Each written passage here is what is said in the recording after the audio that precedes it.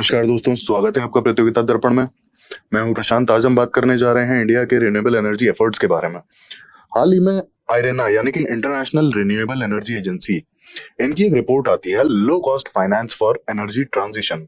इस रिपोर्ट में इंडिया के जो एफर्ट्स हैं रिन्यूएबल एनर्जी ट्रांजिशन के, उसकी काफी तारीफ की जाती है और इंडिया के एफर्ट्स को अनप्रेसिडेंटेड बताया जाता है। आइए अब इसके रिपोर्ट की हाईलाइट को देख लेते हैं, क्या क्या चीजें हाईलाइट करती है।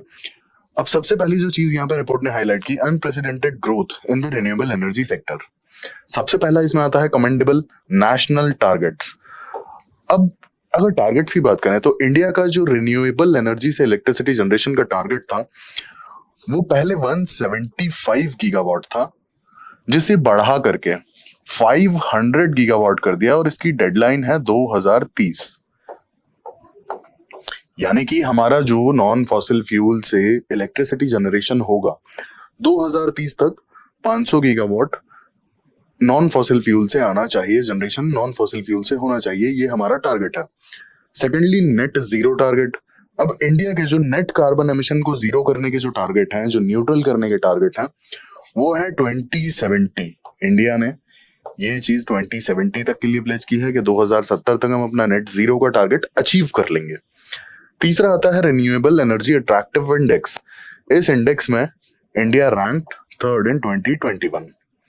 फिर आता है larger solar and wind power base. अब सोलर और विंड पावर बेस की बात की जाए तो इंडिया की यहाँ पे वर्ल्ड में ग्लोबल लेवल पे रैंक 4th है। Then lastly, supportive policy framework. India काफी काम कर रहा है और काफी सपोर्टिव पॉलिसीज लेकर आ रहा है रिन्यूएबल एनर्जी के ट्रांजिशन के लिए और पर्टिकुलरली रिन्यूएबल एनर्जी के सेक्टर के लिए भी। अब यहाँ पे आईरेडा यानी कि Indian renewable energy development agency, इसके एफर्ट्स की बात कर लेते हैं कि क्या इस ऑर्गेनाइजेशन का, इस एजेंसी का क्या रोल है रिन्यूएबल एनर्जी के सेक्टर में इंडिया के अचीवमेंट्स को लेकर के। अब सबसे पहला इसमें आता है फाइनेंसिंग रिन्यूएबल एनर्जी प्रोजेक्ट्स। अब ऑब्वियस ही बात है कि रिन्यूएबल एनर्जी के जो भी प्रोजेक्ट्स आते हैं, स्पेसिफिकली अगर हम बात करेंगे सोलर की या फिर विंड की, तो यहाँ पे इंफ्रास्ट्रक्चर या फिर प्रोजेक्ट की जो मशीनरी है उसका कॉस्ट बहुत ही ज्यादा होता है और ऑब्वियस ही बात है कि डैम बनाने में भी खर्चा बहुत ही ज्यादा होता है। रिन्यूएबल एनर्जी का आप कोई भी उठा लीजिए, चाहे वो हाइड्रो इलेक्ट्रिसिटी हो, चाहे वो सोलर इलेक्ट्रिसिटी हो, चाहे वो विंड इलेक्ट्रिसिटी हो, विंड पावर हो, जो इंफ्रा या जो बेसिक सेटअप है उसमें काफी ज्यादा एक्सपेंस लगता है।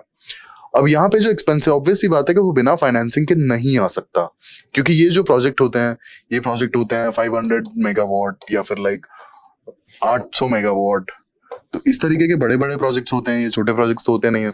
तो इनमें बहुत ही बड़ा इंफ्रा या बहुत ही बड़ा सपोर्टिव मशीनरी चाहिए होती है। तो इसीलिए फाइनेंसिंग यहाँ पर बहुत ज्यादा जरूरी हो जाती है। एंड आईरेडा का यहाँ पे सबसे मेन काम था फाइनेंसिंग रिन्यूएबल एनर्जी प्रोजेक्ट्स।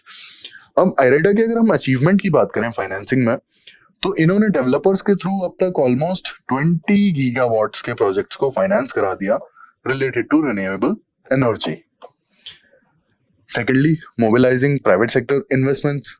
अब इन्वेस्टमेंट्स मोबिलाइज करने के लिए अब बेसिकली इस एजेंसी का जो काम है ना, it is about supporting and financing the projects related to renewable energy. तो यहाँ पे ऑब्वियसली बात है कि मोबिलाइज भी करेंगे प्राइवेट सेक्टर इन्वेस्टमेंट्स, क्योंकि गवर्नमेंट के पास इन्वेस्टमेंट्स कई बार बहुत बड़े प्रोजेक्ट्स के लिए होते नहीं है, ठीक है। तो उस केस में प्राइवेट सेक्टर अगर इन्वेस्टमेंट हमें मिल जाता है तो बहुत ज्यादा फायदा हो जाता है। आईरेडा ने यहाँ पे क्या किया, आईरेडा ने ग्रीन बॉन्ड्स के थ्रू काफी पैसा मोबिलाइज किया प्राइवेट इन्वेस्टमेंट्स का। अब ग्रीन बॉन्ड्स के थ्रू फायदा क्या होता है कि काफी सारे टैक्स बेनिफिट्स मिल जाते हैं। इस कारण से ग्रीन बॉन्ड काफी अट्रैक्टिव हैं और ग्रीन बॉन्ड्स की वजह से काफी ज्यादा इन्वेस्टमेंट्स मोबिलाइज हो पाती हैं। अब हम एग्जांपल अगर इसका देखें तो सिर्फ $7 बिलियन के जो ग्रीन बॉन्ड्स हैं, ये सिर्फ 2021 में मोबिलाइज हुए हैं। आप सोच सकते हैं कितने बड़े अमाउंट में ग्रीन बॉन्ड्स के थ्रू पैसा आया। तो ऐसे जो बड़े प्रोजेक्ट्स हैं उनके लिए हमें पैसे की और इन्वेस्टमेंट्स की जरूरत होती है, और ऐसे केस में यहाँ पे आईरेडा का ग्रीन बॉन्ड काफी काम किया, ग्रीन बॉन्ड का जो आइडिया था। Lastly, new technologies. अब IREDA keeps on working on supporting new technologies. अब सपोर्ट करना बहुत ज्यादा जरूरी हो जाता है नई टेक्नोलॉजीज को, एक्चुअल में होता क्या है कि अगर एग्जाम्पल के लिए किसी भी नई टेक्नोलॉजी, सपोज हाइड्रोजन आपका जो सेल है, हाइड्रोजन सेल पर ही अगर काम चल रहा है तो इस पर अब आयरेडा सपोर्ट करेगी, चाहे फाइनेंसिस के थ्रू या जैसे भी, इस एक्सपेरिमेंट को या फिर इस काम को सपोर्ट करेगी, जिससे कि इलेक्ट्रिसिटी जनरेशन में काफी हेल्प मिले आगे। इसके बाद एग्जाम्पल दूसरा अगर देखा जाए तो वेस्ट टू एनर्जी, इस तरीके का कोई भी प्रोजेक्ट आता है तो आयरेडा फॉर श्योर वो सपोर्ट करता ही है, keeps on supporting such innovative projects. Then अब हाल फिलहाल में ई व्हीकल्स का सबसे बड़ा जो प्रॉब्लम आता है वो रेंज का आता है। तो रेंज के लिए आयरेडा बैटरी स्टोरेज जो सिस्टम्स हैं उन पर भी काफी ज्यादा जो प्रोजेक्ट्स आ रहे हैं उन्हें सपोर्ट कर रहा है। तो ये हमने बात की आयरेडा के रोल की। अब हम बात कर लेते हैं कि गवर्नमेंट का क्या है यहाँ रोल रहा, क्योंकि गवर्नमेंट का भी काफी बड़ा रोल रहा है, तभी जाके इस लेवल पे रिन्यूएबल एनर्जी के जो टारगेट्स हैं वो हमने अचीव कर पाए हैं और प्लान कर पाए हैं आगे के लिए। अब सबसे पहले आता है sovereign bonds. Sovereign bonds basically green bonds से जो इन्वेस्टमेंट्स मोबिलाइज होती हैं उन्हें बढ़ाने के लिए सोवरेन बॉन्ड्स काम करते हैं। सेकेंडली आता है इन्वेस्टर पार्टिसिपेशन थ्रू बैंक्स के जो भी रूल्स हैं उसे सिंप्लीफाई करना। Then regulatory benefits. अब ग्रीन बॉन्ड्स क्या होता है कि अगर बैंक्स वगैरह इसमें इन्वेस्ट करती हैं या इन्वेस्टर्स वाया बैंक यहाँ पर अगर इन्वेस्ट करते हैं ग्रीन बॉन्ड्स में, तो ग्रीन बॉन्ड्स को एसएलआर यानी कि स्टैट्यूटरी लिक्विडिटी रेशो के लिए अलाउ किया गया है। अब एसएलआर का मैं थोड़ा सा अगर आपको बता दूं तो बैंक्स को कैश, गोल्ड या फिर सिक्योरिटीज के फॉर्म में अपने पास एक सर्टेन अमाउंट का एसएलआर मेंटेन करना होता है जिससे कि लिक्विडिटी मेंटेन रहे। That's what is SLR. तो यहाँ पे ये जो सिक्योरिटीज हैं ये ग्रीन बॉन्ड्स इसके लिए एलिजिबल हैं, इसको क्वालिफाई करते हैं कि बेसिकली एसएलआर में ग्रीन बॉन्ड्स का यूज किया जा सकता है apart from cash and gold. Lastly fully accessible route for foreign investors. अब यहाँ पे क्या है कि जो ग्रीन बॉन्ड्स हैं बेसिकली ग्रीन बॉन्ड्स में बहुत ज्यादा सीलिंग है, बहुत ज्यादा लिमिटेशन नहीं है फॉरेन इन्वेस्टमेंट्स के लिए।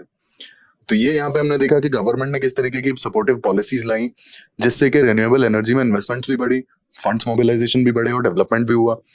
अब हम बात कर लेते हैं आयरेना की, यानी कि international renewable energy agency. It is inter governmental organisation जो कि बॉन जर्मनी में 2009 में फाउंड की गई थी। इंडिया भी इसका एक फाउंडिंग मेंबर है। प्रेजेंटली इसमें 167 मेंबर्स हैं। हेडक्वार्टर्स यूएई में है, अबू धाबी।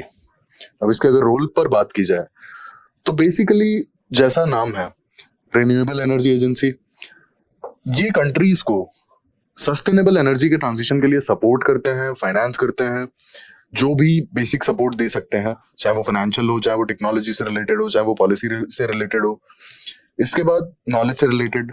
और ये एक इंटरनेशनल प्लेटफॉर्म की तरह काम करता है जहां सारी कंट्रीज आके एक दूसरे के साथ कोऑपरेट कर सकती हैं। किसी के पास अगर कोई बहुत अच्छी टेक्नोलॉजी है रिन्यूएबल एनर्जी को लेकर के, इट कैन बी ट्रांसफर्ड या फिर कुछ ऐसा एक सोल्यूशन निकाला जा सकता है कि सारी कंट्रीज को उसका बेनिफिट हो। तो ये हमने देखा रिन्यूएबल एनर्जी एजेंसी के बारे में। अब यहाँ पे एक खास बात यह है कि रिन्यूएबल एनर्जी एजेंसी लगभग सारी तरह की रिन्यूएबल एनर्जी को सपोर्ट करती है, जैसे bio energy, geothermal, hydro power, ocean, solar and wind energy. और ऑब्वियसली क्योंकि ये सारी जो है non fossil fuel based energy generation है, तो ये एक बहुत बड़ा रीजन है कि ये कहीं ना कहीं सस्टेनेबल फ्यूचर में होगा। And that's why IRENA is supporting all these energies. अब हम आयरेडा की बात कर लेते हैं, Indian renewable energy development agency. It is basically a mini Ratna या फिर कहें पीएसयू, और एमएनआरई के अंडर में आता है, यानी कि ministry of new and renewable energy. Functions की अगर हम बात करें तो ये बेसिकली एक एनबीएफसी है, नॉन बैंकिंग फाइनेंशियल इंस्टीट्यूशन, और जितना फाइनेंशियल असिस्टेंस या फिर जितना फाइनेंशियल सपोर्ट ये प्रोवाइड कर सकता है रिन्यूएबल एनर्जी प्रोजेक्ट्स को, ये उस तरीके से हेल्प करता है। क्योंकि यहाँ पे जैसा मैंने बताया था आपको, एक्चुअल में कई बार फाइनेंसिस के चक्कर में बहुत बड़ा इंफ्रास्ट्रक्चर चाहिए होता है और बहुत बड़ा मशीनरी सपोर्ट भी चाहिए होता है रिन्यूएबल एनर्जी के प्रोजेक्ट्स को डालने के लिए, क्योंकि ये छोटे प्रोजेक्ट्स तो होते नहीं है ना, ये तो ऑलमोस्ट 400 से 800, 1000, 2000 मेगावाट तक पहुंच जाते हैं। इन दैट केस यहाँ पे बहुत फाइनेंसिस की जरूरत पड़ती है और डेवलपर्स के पास कई बार इतना पैसा होता नहीं है कि वो पूरा का पूरा खुद से लगा सके। दैट्स व्हाई फाइनेंशियल असिस्टेंस कई बार बहुत ज्यादा जरूरी हो जाता है और आयरेडा यहाँ पे एक्टिव होता है, यहाँ पे वो सपोर्ट करता है प्रोजेक्ट्स को आगे, और जो भी energy, sustainable energy as well as renewable energy के जो प्रोजेक्ट्स हैं उन्हें सपोर्ट करके आगे बढ़ाने में हेल्प करता है।